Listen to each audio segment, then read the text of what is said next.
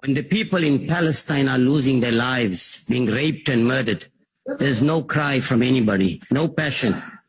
When the same thing happens in Syria, we hear nothing.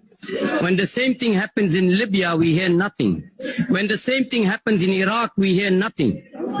When the Ukrainians are violating the rights of other Ukrainians, particularly in the Donbass region, there's nobody crying for those people. What is the reason for that? What about India? Why is there nobody in this country raising the concerns of the Indian minorities, of the Christians and the Muslims whose rights are being violated by the Indian government? Nobody in this country is saying anything about it.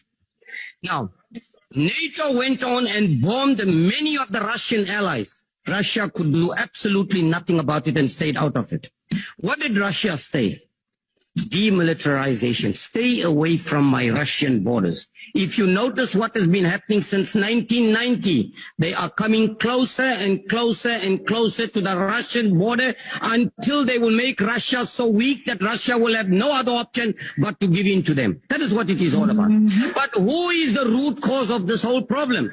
It is clearly the West and the United States of America that is the root cause of all the mayhem and chaos and destruction all over the world. Please conclude. Let's talk about the biological laboratories which is funded by the Pentagon in Ukraine. Where is it coming from? Why are they getting involved in those?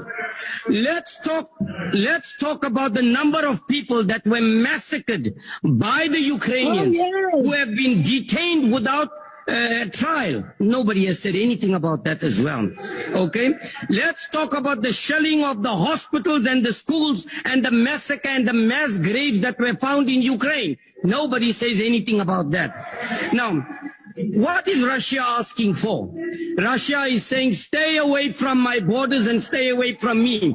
All you have been doing, and remember, Ukraine is being used as a fool by the United States and the West, and they're falling into the trap like many other countries have fallen in the trap previously, and that's what it is all about.